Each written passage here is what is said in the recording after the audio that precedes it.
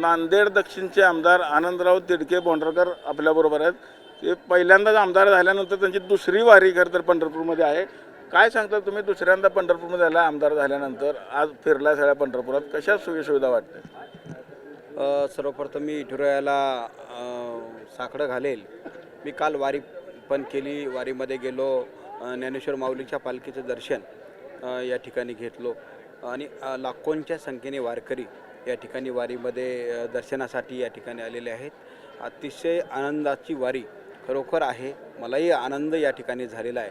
मी विठुरायाला सर्वप्रथम एकच साकडं घालतो, या राज्यातला शेतकरी सुखी झाला पाहिजे. भगवंता शेतकऱ्यांना सुखी ठेव आणि जे काही एल निनोचं संकट या देशावरती राज्यावरती आहे त्या संकटातून शेतकऱ्यांना आणि राज्यातल्या आणि देशातल्या जनतेला त्यातून बाहेर काढ आणि या राज्यावरती चांगलं पाऊस पडू दे आणि शेतकरी राजा या ठिकाणी सुखी होऊ दे, असं साकडी या ठिकाणी मी विठुरायाला घालतो. तुमचे जे नेते एकनाथ शिंदे साहेबांकरता काही साकडं घातलं का नाही? एकनाथ शिंदे साहेब ते लोकनाथ आहे. एकनाथ हे लोकांचा नाथ आहे आणि विठुरायाला एकच साकडं आहे की माझ्या नाताला या राज्याचा पुन्हा एकदा मुख्यमंत्री व्हावं, हे साकडं मी विठुरायाच्या चरणी या ठिकाणी घातलेलं आहे. तुम्ही आता वारीमध्ये फिरलात, आरोग्याच्या कशा सुविधा तुम्हाला वाटल्यात, काय नक्की सांगतात? मी अनेक वारकऱ्यांशी भेटलो, त्यांच्याशी संवाद साधलेला आहे. वारकऱ्यांचं म्हणणं आहे की आरोग्याची वारी पंढरीच्या दारी हे उपक्रम चांगल्या पद्धतीनं या ठिकाणी राबवला गेला पाहिजे. अनेक ज्यावेळेस तानाजी सावंत होते त्यांचं नाव घेत असं वारकरी सांगत होते. अनेक ठिकाणी त्याचा फायदा वारकऱ्यांना झाला. उपक्रम वेगवेगळ्या ठिकाणी ते राबवला गेला आणि गिनीज बुकातसुद्धा नोंद झालेली आहे. अशा पद्धतीनं आरोग्याची वारी पंढरीच्या दारी या माध्यमातून लाखो वारकऱ्यांना त्याचा फायदा झालेला आहे. मी पुनश्च या राज्याचे मुख्यमंत्री देवेंद्र फडणवीस साहेब यांना साकडं घालणार आहे आणि राज्याचे आरोग्यमंत्री प्रकाशजी आंबेडकर साहेब यांनाही साकडं घालणार आहे.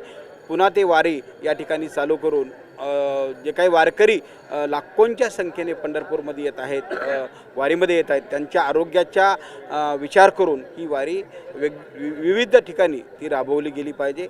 या ठिकाणी मी साकडं घालणार आहे. काल आपले नेते एकनाथ शिंदे आले होते, सगळी पाहणी केलेली आहे त्यांनी. त्याने देखील निधी काल 15 मिनिटात 5 कोटीचा निधी दिलेला आहे. कसं बघताय? एकनाथरावजी शिंदे साहेब असा नेता आहे, जागच्या जागी निर्णय घेणारा, इन द स्पॉट निर्णय फायनल करणारा म्हणून त्यांची ओळख या ठिकाणी आहे. आणि साहेब जिथं जातात तिथं ते देऊनच जातात. त्यामुळं त्यांचा हात असा खुला आहे, त्यांना देना बँक म्हणतात. आणि एकनाथ शिंदे साहेब अतिशय उत्कृष्ट या महाराष्ट्रासाठी देशासाठी या ठिकाणी काम करतात. मराठवाड्यातून अनेक दिंड्या खरं तर पंढरपूरकडे येत असतात. आपण काय असं भवन वगैरे काय मागणार का मराठवाड्यासाठी, खास वारकऱ्यांना? काही निश्चित मराठवाड्यासाठी भवन पंढरपूरमध्ये झालंच पाहिजे. शिंदे साहेब आणि मुख्यमंत्री देवेंद्र फडणवीस साहेब यांच्याकडं आणि सुनेत्रा वहिनी यांच्याकडे मागणी करण की मराठवाड्यात जे काही वारकरी या ठिकाणी लाखोंच्या संख्येने येतात, हजारो दिंड्या मराठवाड्यामधून या ठिकाणी येत आहेत, त्यांना इथं सोयीसुविधा झाली पाहिजे. एक मराठवाडा भवन, वारकरी भवन म्हणून या ठिकाणी झालं पाहिजे अशी मागणी मी करणार आहे. कुठेतरी आरोग्याच्या सुविधा कमी पडतात. हो, नाही, वारकऱ्यांचं म्हणणं आहे, मी अनेक वारकऱ्यांना भेटलो, हे जे आरोग्याची वारी पंढरीच्या दारी हा उपक्रम अतिशय भव्य दिवस झाला पाहिजे अशा पद्धतीचं वारकऱ्यांचं म्हणणं आहे. आणि चांगली गोष्ट आहे ना, लाखो वारकरी पायी दिंडीमध्ये या ठिकाणी चालत असतात.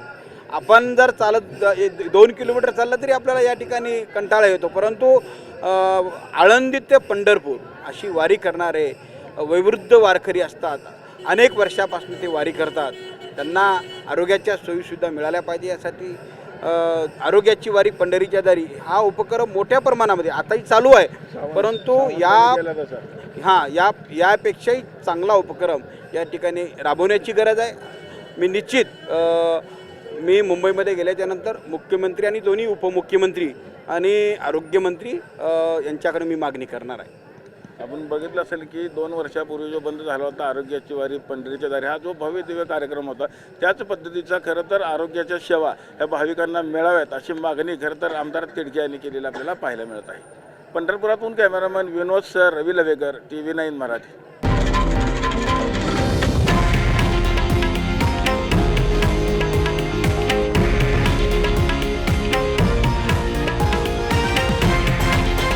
हे आहे देशातील नंबर 1 न्यूज नेटवर्क आणि आपण पाहत आहात TV9 मराठी, एकमेव.